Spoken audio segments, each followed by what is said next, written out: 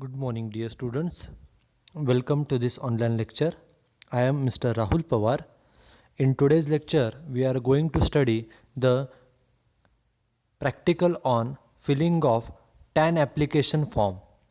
We know that TAN stands for Tax Deduction and Collection Account Number. In the previous lecture, we studied what is the meaning of TAN, what are the different documents which are required to be submitted to the income tax department, plus we have seen what is the fees charged by income tax department for issuing the TAN. पाठीमागच्या लेक्चरमध्ये आपण tan application form यामध्ये tan number म्हणजे काय, tan number हा 10 digit alphanumeric number असतो. तो मिळवण्यासाठी जे ॲप्लिकेशन फॉर्म करावा लागतो, तो जो फॉर्म आहे फॉर्म नंबर 49B, तो फॉर्म फिलअप करताना कोणत्या इन्स्ट्रक्शन्स आहेत इन्कम टॅक्स डिपार्टमेंटकडून त्या इन्स्ट्रक्शन्स आपण पाहिल्या. त्याचबरोबर या फॉर्म बरोबर कोणते डॉक्युमेंट्स अटॅच करावे लागतात, फॉर्म बरोबर किती फी पेड करावी लागते, ते कुठे फी पेड करावी लागते, ही सर्व माहिती आपण प्रिव्हियस लेक्चरमध्ये पाहिलेली आहे. Now in this particular lecture we are going to see the actual form which is used for making an application for TAN. आजच्या या लेक्चरमध्ये आपण टॅन नंबर मिळवण्यासाठी जो फॉर्म आहे फॉर्म नंबर 49B, हा फॉर्म आपण या लेक्चरमध्ये पाहणार आहोत.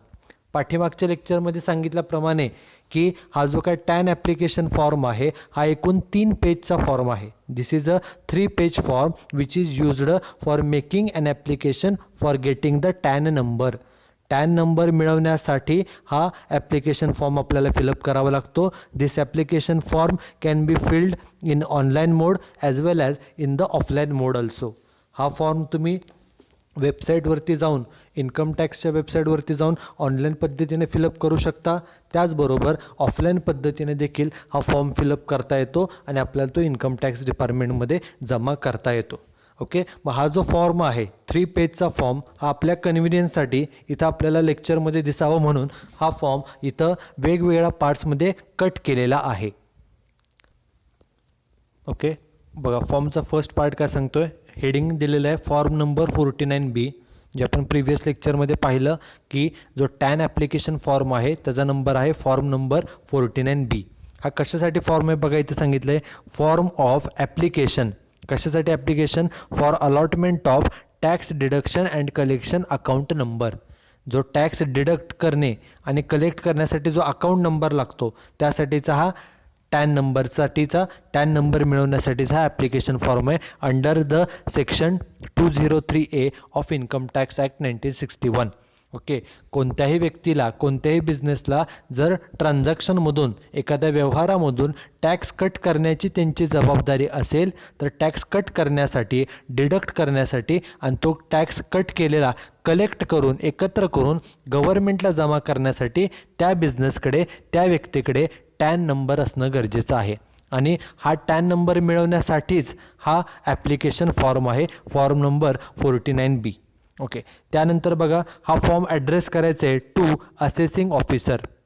ओके, आपण ज्या एरियामध्ये राहतो त्या एरियाचे जे असेसिंग ऑफिसर आहेत त्यांचे डिटेल्स इथं आपल्याला फिलअप करायचे आहेत. आणि आपण प्रिव्हियस लेक्चरमध्ये सांगितल्याप्रमाणे the details relating to assessing officer can be obtained from the income tax office.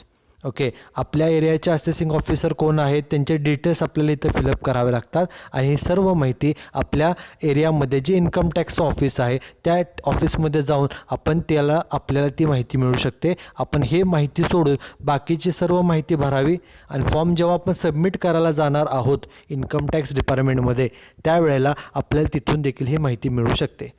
If any person wants to make an online application, जर एखादा व्यक्ती ऑनलाईन ॲप्लिकेशन करणार असेल तर तिथे वेबसाईटवरती देखील ती माहिती एरिया वाईज असेसिंग ऑफिसर कोण आहेत ही माहिती देखील वेबसाईटवरून मिळवता येऊ शकते. Okay, this is first part. Now second part is assessing officer code. Okay, त्यामध्ये आपल्याला area code, AO type, range code, AO number, this information is also we have to fill up. Okay, but generally we don't know such type of information. आपला जो area आहे तो area AO type कोणता आहे, AO code काय, AO number काय, ही माहिती देखील आपल्याला जे फॅसिलिटेशन सेंटर्स असतात, इन्कम टॅक्स ऑफिस आहे, इन्कम टॅक्स वेबसाईट आहे, यावरून आपल्याला ही माहिती मिळू शकते. आपण जरी ही माहिती फिलअप नाही केली तरी इन्कम टॅक्स डिपार्टमेंटमध्ये जेव्हा आपण हा फॉर्म सबमिट करायला जाणार आहोत त्यावेळेला आपल्याला ही तिथून माहितीही मिळू शकते. त्यामुळे ही जे फर्स्ट पार्ट आहे हा आपल्याला जास्त पाहण्यासाठी, आपल्याला ही माहिती फिलअप करण्यासाठी वेबसाईट, इन्कम टॅक्स ऑफिस किंवा फॅसिलिटेशन सेंटरचा आपल्याला मदत घ्यावी लागते. त्यानंतर बघा काय सांगितले, sir were as I/V okay we are liable to deduct tax in accordance with chapter 17 under the heading B deduction at source or B collection at source under income tax act. म्हणजे इथं हेच mention केलेलं आहे की आम्हाला आमच्या वेगवेगळ्या ट्रान्झॅक्शनमधून tax cut करावा लागतो इन्कम टॅक्सच्या नियमाप्रमाणे. त्यासाठी आम्ही हे ॲप्लिकेशन करत आहोत. आता ॲक्च्युअल फॉर्म हा इथून चालू होतो बघा. ओके, जी फर्स्ट इन्फॉर्मेशन होती असेसिंग ऑफिसरची माहिती, AO code, AO type, area code वगैरे, ती आपण इन्कम टॅक्स ऑफिसमधून किंवा फॅसिलिटेशन सेंटरमधून आपण मिळवणार आहोत आणि ती तिथं लिहिणार आहोत. त्यानंतरचा जो फॉर्म आहे तो आपल्याला मात्र स्वतः फिलअप करायचा आहे. आता तिथं सर्वात महत्त्वाची इन्स्ट्रक्शन आहे बघा. मगाशी सांगितल्याप्रमाणे हा फॉर्म 3 पेजचा जरी असला तरी त्यामध्ये भरपूर इन्फॉर्मेशन अशी आहे की जी आपल्याला फिलअप करावी लागत नाही. बघा केअरफुली. पहिलं काय सांगितलं, फर्स्ट इज नेम. ओके, काय सांगितले बघा बॉक्समध्ये ब्रॅकेटमध्ये, fill only one of the columns A to H whichever is applicable.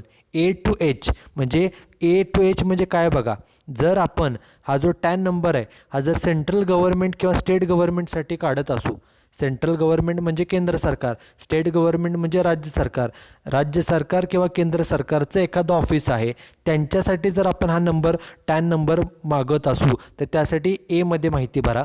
म्हणजे या ठिकाणी माहिती फिलअप करायची एमध्ये. त्याच्यानंतर दुसरा जो पार्ट आहे B, तो कशासाठी आहे, जर आपण एखाद्या अशा ऑफिससाठी किंवा अशा ऑर्गनायझेशनसाठी माहिती काढत असू, टॅन नंबर पाहिजे आपल्याला की जे स्टॅट्युटरी कायद्यानं स्थापन झालेलं आहे किंवा जे स्वायत्त बॉडी आहे त्यांच्यासाठी टॅन ॲप्लिकेशन करत असू तर त्या फक्त Bमध्ये माहिती भरा. हा दुसरा पर्याय. C म्हणजे कंपनी, जर आपण कंपनीसाठी टॅन नंबर हवा असेल तर फक्त Cमध्ये माहिती फिलअप करा, बाकी काय लिहू नका. चौथं म्हणजे ब्रांच ऑफ अ कंपनी, आपली जी कंपनी त्याची एखादी ब्रांच, त्याची शाखा, त्या शाखेसाठी आपल्याला टॅन नंबर हवा असेल तर Dमध्ये माहिती भरा. पाचवा आहे इंडिव्हिज्युअल ऑर HUF, जर एखाद्याचा इंडिव्हिज्युअल बिझनेस असेल ओके किंवा HUF असेल तर त्यांनी या ईमध्ये माहिती भरायची आहे. जे नेक्स्ट आहे ते आहे ब्रांच ऑफ इंडिव्हिज्युअल बिझनेस, म्हणजे एखाद्याची सोलो प्रोप्रायटरी कन्सर्न आहे किंवा एखाद्याची HUF आहे आणि त्यांची जर एखाद्या ठिकाणी ब्रांच असेल तर त्यांनी Fमध्ये माहिती भरायची आहे. त्यानंतर एखाद्या व्यक्तीची फर्म आहे, पार्टनरशिप फर्म असेल किंवा असोसिएशन ऑफ पर्सन्स आहे ओके किंवा बॉडी ऑफ इंडिव्हिज्युअल आहे, एखादी ट्रस्ट आहे किंवा आर्टिफिशियल ज्युरिडिकल पर्सन आहे, त्यांच्यासाठी जर टॅन नंबर हवा असेल एखाद्या पार्टनरशिप फर्मला किंवा असोसिएशन ऑफ पर्सनला तर त्यांनी त्यांची माहिती इथं फिलअप करायची. किंवा पुढे सांगितले ब्रांच ऑफ पार्टनरशिप फर्म किंवा ब्रांच ऑफ AOP किंवा ब्रांच ऑफ ट्रस्ट किंवा branch of body of individual or juridical person, जर आपण एखाद्या पार्टनरशिप फर्मच्या ब्रांचसाठी, भागीदारी संस्थेच्या एखाद्या शाखेसाठी टॅन नंबर हवा असेल, एखादी AOP आहे, असोसिएशन ऑफ पर्सन्स आहे, त्यांच्या एखाद्या शाखेसाठी जर आपल्याला टॅन नंबर हवा असेल त्यासाठी आपण ॲप्लिकेशन करत असू तर Hमध्ये माहिती भरायची आहे. म्हणजे जर आपण इथं पाहिलं तर ABCD जवळपास आपल्याला 8 पॉईंट दिलेले आहेत. या 8 पैकी आपण ज्यांच्यासाठी ॲप्लिकेशन करत आहोत, जर आपण राज्य सरकार किंवा केंद्र सरकारच्या एखादा डिपार्टमेंटसाठी टॅन नंबर हवा असेल तर इथं ह्या ठिकाणी माहिती फिलअप करा, हे फर्स्ट. सेकंड, जर आपण एखाद्या ऑटोनॉमस बॉडी, ऑटोनॉमस एखादी संस्था आहे त्यांच्यासाठी टॅन ॲप्लिकेशन करत असू तर माहिती इथं फिलअप करायची पॉईंट नंबर Bमध्ये. जर एखाद्या कंपनीसाठी आपण माहिती भरत असू तर Cमध्ये माहिती भरायची आहे. आपण एक एक बघूया. पहिलं जे आहे ते सेंट्रल ऑर स्टेट गव्हर्नमेंट, केंद्र सरकार किंवा राज्य सरकार. पहिल्यांदा टिक करायचे आपण कुणासाठी अर्ज करतोय, सेंट्रल गव्हर्नमेंटच्या अंडर ते ऑफिस येतं का स्टेट गव्हर्नमेंटचे येतं का लोकल अथॉरिटीचे येतं, ते आपल्याला पहिल्यांदा टिक मार्क करावी लागेल एका ठिकाणी. त्यानंतर नेम ऑफ ऑफिस, आपण ज्या ऑफिससाठी टॅन ॲप्लिकेशन करतोय, ज्या ऑफिससाठी आपल्याला टॅन नंबर हवा आहे त्या ऑफिसचं नाव कॅपिटलमध्ये लिहिणं गरजेचं आहे. त्यानंतर ती जी ऑर्गनायझेशन आहे त्या ऑर्गनायझेशनचं नाव कॅपिटलमध्ये लिहिणं गरजेचं आहे. त्यानंतर ते डिपार्टमेंट कोणतं आहे, ते डिपार्टमेंट कोणत्या मिनिस्ट्रीच्या अंडर येतं ही सर्व माहिती, आणि कोणता व्यक्ती टॅक्स कट करणार आहे ही सर्व माहिती आपल्याला फिलअप करावी लागते. आपण जे काय प्रॅक्टिकल पाहणार आहोत ते म्हणजे एखादा इंडिव्हिज्युअल व्यक्तीचा बिझनेस आहे, म्हणजे सोल प्रोप्रायटरी. बघा, सोल प्रोप्रायटरी बिझनेसमध्ये एक सिंगल ओनर असतो, बरोबर. HUFमध्ये हिंदू अनडिवायडेड फॅमिलीचा विचार केला तर HUFमध्ये कर्ता is a senior person, he is owner as well as all the family members of HUF, they are also the owner of the company, owner of the business. मग एखादा soul proprietary business आहे, एखादी HUF आहे, किंवा एखादी company जरी आहे. जरा बघा, आपण जर कंपनीचा विचार केला तर कंपनी आपण पाठीमागच्या लेक्चरमध्ये पाहिलं की एखाद्या कंपनीमध्ये समजा 50 एम्प्लॉई काम करत असतील आणि त्यांच्या पगारातून जो काय पगार जो दिला जातो एम्प्लॉईला, त्या पगारामधून जो काही TDS कट केला जातो, तो TDS कट करण्यासाठी कंपनीला देखील टॅन नंबर असणं आवश्यक आहे कंपनीकडे. मग कंपनी टॅनसाठी ॲप्लिकेशन कसं करेल बघा, फक्त मध्ये इन्फॉर्मेशन भरेल. काय येईल की टिक द ॲप्रोप्रिएट एंट्री. जी कंपनी आहे ती जर गव्हर्नमेंट कंपनी असेल किंवा एखाद्या ॲक्टद्वारे स्थापन झाली असेल तर इथं टिक येईल. ओके, हे फर्स्ट. जर एखादी कंपनी राज्य सरकारच्या कायद्याप्रमाणे स्थापन झाली असेल तर सेकंडमध्ये टिक येईल. आणि जर ती प्रायव्हेट कंपनी असेल किंवा अदर कुठली कंपनी असेल, म्हणजे पब्लिक कंपनी किंवा प्रायव्हेट कंपनी, तर ते थर्डमध्ये टिक येणार आहे. पहिल्यांदा कंपनी कोणत्या प्रकारची त्याचे टिक मार्क करायचे. पहिला ऑप्शन काय बघा, गव्हर्नमेंट कंपनी. जर एखादी सरकारी कंपनी असेल किंवा corporation established by central act, केंद्र सरकारच्या कायद्याप्रमाणे एखादी कंपनीची स्थापना झाली असेल तर पहिल्या कॉलममध्ये टिक येईल, पहिल्या बॉक्समध्ये. हे एक. दुसरी, गव्हर्नमेंट कंपनी आहे, ओके, आणि त्याची स्थापना स्टेट ॲक्टप्रमाणे झाली असेल, राज्य सरकारच्या कायद्याप्रमाणे, तर या सेकंडमध्ये टिकेल. आणि लास्ट आहे ते म्हणजे अदर कंपनी. उदाहरणार्थ एखादी खाजगी कंपनी, प्रायव्हेट कंपनी, आपण उदाहरण घेतलं suppose ABC private limited, private company, त्याची टिक मार्क हे अदर कंपनीमध्ये येईल. हे झालं एक. त्यानंतर पुढे विचारलं आहे टायटल. ओके, टायटल कंसामध्ये मेसर्स आणि पुढे मला टिक ॲप्लिकेबल. आपल्या कंपनीच्या नावामध्ये जर मेसर्स हा शब्द असेल तर टिक करा, नाहीतर करू नका. आपण असं मानूया की आपल्या कंपनीचं नाव हे काय आहे, ABC प्रायव्हेट लिमिटेड. मग नेम ऑफ द कंपनी लिहिताना पहिल्या बॉक्समध्ये ABC कॅपिटलमध्ये एक शब्द झाला, एक लाईन रिकामी ठेवा, एक बॉक्स रिकामा. प्रायव्हेट PRIVATE प्रायव्हेट, एक शब्द झाला कॅपिटलमध्ये लिहा, एक बॉक्स रिकामा. त्यानंतर लिमिटेड LIMITED लिमिटेड, पूर्ण शब्द लिहा कॅपिटलमध्ये, त्यानंतर एक बॉक्स रिकामा ठेवा. त्याच्यानंतर ॲड्रेस लिहिताना फुल ॲड्रेस लिहायचा आहे. ओके, सपोज आपला ॲड्रेस समजा 10 शुक्रवार पेठ सातारा असा असेल तर ॲड्रेस लिहिताना नेक्स्ट लिहा 1010 ते लिहिलं, एक बॉक्स रिकामा. शुक्रवार SHUKRAWAR शुक्रवार पेठ, एक बॉक्स रिकामा ठेवून PETH कॉमा, एक बॉक्स रिकामा ठेवून पुढे सातारा SATARA.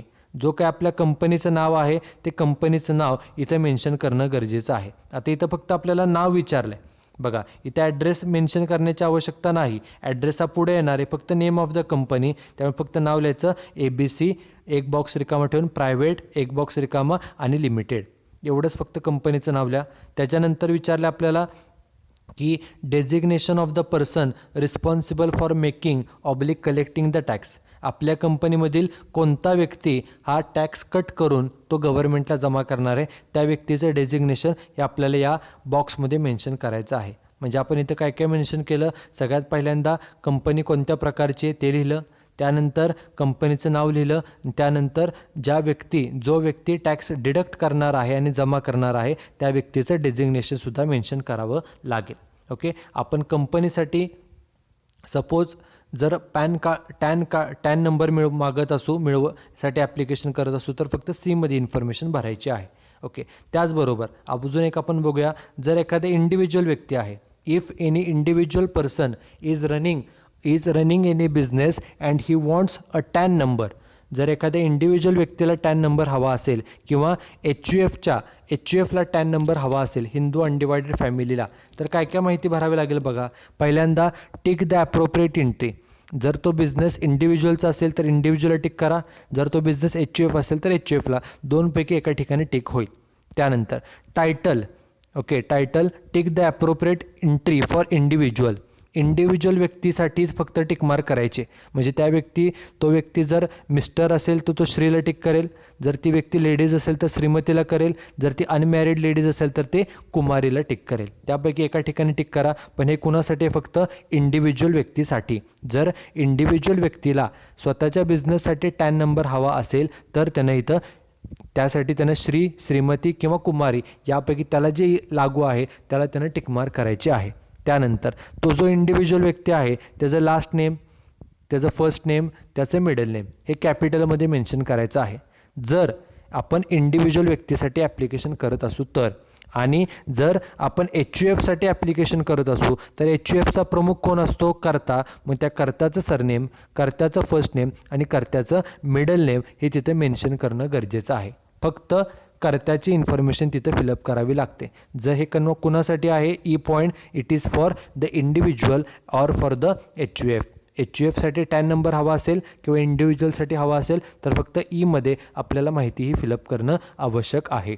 ओके, त्यानंतर अजून एक पार्ट बघूया की एखादी सोल प्रोप्रायटरी कन्सर्न आहे, इंडिव्हिज्युअल व्यक्तीचा एखादा बिझनेस आहे किंवा एखादी HUF आहे आणि त्यांची एखादी ब्रांच, एखादी शाखा एखाद्या दुसऱ्या शहरामध्ये असेल आणि त्या ब्रांचसाठी जर त्यांना सेपरेट टॅन नंबर हवा असेल, ओके, तर त्यासाठी F पॉईंटमध्ये फक्त माहिती भरायची. पहिल्यांदा टिकमार्क करायची की आपण इंडिव्हिज्युअल बिझनेसच्या ब्रांचसाठी ॲप्लिकेशन करतोय का HUFच्या ब्रांचसाठी. या दोनपैकी एका ठिकाणी टिकमार्क येईल, हे एक. त्याच्यानंतर इंडिव्हिज्युअल ऑब्लिक HUF करता, okay, tick the appropriate entry for individual. Okay, मग त्या इंडिव्हिज्युअलसाठी तो व्यक्ती जेंट्स असेल तर श्रीला टिक होईल, लेडीज असेल तर श्रीमतीला, अनमॅरिड असेल तर कुमारीला. ओके, त्यानंतर जो कोण बिझनेसचा ओनर आहे त्या ओनरचं सरनेम, ओनरचं फर्स्ट नेम, ओनरचं मिडल नेम ती तिथे मेन्शन करा कॅपिटलमध्ये. त्यानंतर name oblique location of branch, आपले ब्रांच कोणत्या एरियामध्ये आहे, त्या ब्रांचचं नाव काय. ओके, उदाहरणार्थ सातारा सिटी ब्रांच, जे काय ब्रांचचं नाव असेल ते ब्रांचचं नाव मेन्शन करणं गरजेचं आहे. हे कोणासाठी? जर त्या व्यक्तीचा इंडिव्हिज्युअल बिझनेसची ब्रांचसाठी आपण ॲप्लिकेशन करत असू तर. जर HUF बिझनेस आहे आणि त्याच्या ब्रांचसाठी ॲप्लिकेशन करत असू तर HUFचा प्रमुख कोण असतो? कर्ता. तर कर्त्याचं सरनेम, कर्त्याचं फर्स्ट नेम, त्याचं मिडल नेम हे मेन्शन करा कर्त्याचं. आणि त्यानंतर ज्या ठिकाणी आपली ब्रांच आहे त्या ब्रांचचं लोकेशनसुद्धा मेन्शन करणं गरजेचं आहे. हे जे पॉईंट आहेत ABCDEFGH यापैकी फक्त एकाच ठिकाणी आपल्याला माहिती फिलअप करायची आहे. यामध्ये आपण 3 गोष्टी पाहिल्या. एक म्हणजे कंपनीसाठी जर टॅन नंबर हवा असेल तर ते एक पॉईंट पाहिला. त्यानंतर इंडिव्हिज्युअल किंवा HUFसाठी टॅन नंबर हवा असेल तो सेकंड पॉईंट पाहिला. आणि तिसरा पॉईंट म्हणजे जर इंडिव्हिज्युअल बिझनेस किंवा HUFची एखादी ब्रांच आहे त्या ब्रांचसाठी टॅन नंबर हवा असेल तर त्यासाठी कोणत्या ठिकाणी माहिती काय काय भरायची ते आपण पाहिलेलं आहे. नाव the next part is address. Okay, आपण इंडिव्हिज्युअल बिझनेससाठी टॅन नंबर मागत असू, ॲप्लिकेशन करत असू, कंपनीसाठी किंवा HUFसाठी त्या बिझनेसचा ॲड्रेस इथं मेन्शन करायचा आहे. तो जो ॲड्रेस आहे आपण जसं पॅनमध्ये पाहिलं की ॲड्रेस जो आहे तो कंप्लीट ॲड्रेस आला पाहिजे. मग त्यामध्ये अगदी आपला फ्लॅट नंबर, डोअर नंबर किंवा ब्लॉक नंबर असेल, बिल्डिंगचं नाव असेल किंवा गावाचं नाव असेल, तो रोड असेल, कोणता एरिया असेल, एरिया लोकॅलिटी असेल, शहराचं नाव असेल, जिल्हा असेल किंवा स्टेट असेल, पिनकोड असेल, आपला जो काय ॲड्रेस आहे तो त्या सिक्वेन्सनं इथं आपल्याला मेन्शन करायचा आहे. फक्त एवढीच काळजी घ्यायची की बॉक्समध्ये लिहित असताना एका बॉक्समध्ये एकच शब्द लिहा, एक शब्द एक अक्षर लिहा आणि एक शब्द लिहून झाल्यानंतर एक बॉक्स रिकामा ठेवा, नंतर पुढची माहिती भरा. फक्त जो काय आपला ॲड्रेस आहे तो ॲड्रेस, कंप्लीट ॲड्रेस इथं मेन्शन करणं गरजेचं आहे. ओके, तिथं पिनकोडसुद्धा आला पाहिजे, 6 अंकी पिनकोड. जो आपला टेलिफोन नंबर आहे, जर टेलिफोन नंबर लँडलाईन असेल तर लँडलाईनचा STD कोड लिहा आणि नंबर लिहा. मोबाईल नंबर असेल तर फक्त मोबाईल नंबर लिहा. त्यानंतर जो ईमेल ॲड्रेस असेल, ईमेल ID, ओके, तो ईमेल ID सुद्धा मेन्शन करणं गरजेचं आहे. This is second. Now the third point is nationality of deductor.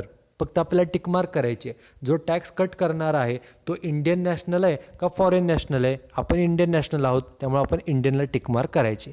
त्यानंतर fourth point is permanent account number.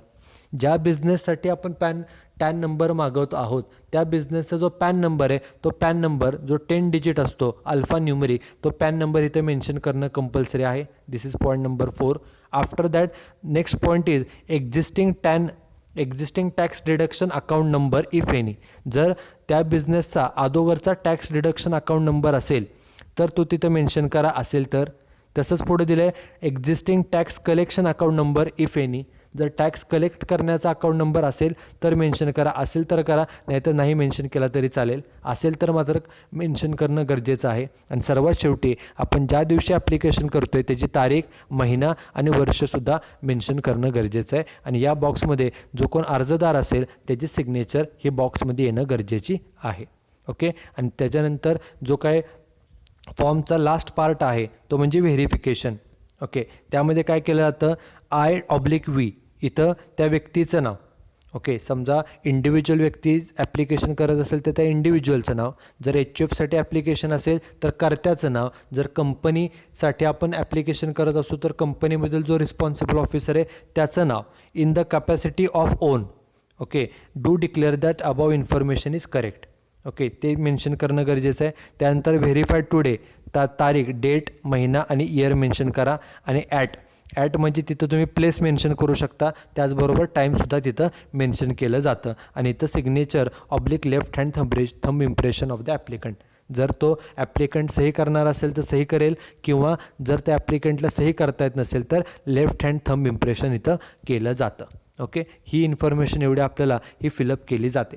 जे आता मगाशी आपण इंडिव्हिज्युअलचे नियम पाहिले तेच इथे मेन्शन केले की जर इंडिव्हिज्युअल व्यक्तीसाठी पॅन कार्ड हे टॅन नंबर आपण ॲप्लाय करत असो किंवा HUFसाठी ॲप्लाय करत असो, त्या सर्व इन्स्ट्रक्शन्स हे आपल्याला दिलेल्या आहेत, जे आपण आत्ताच पाहिलेल्या आहेत.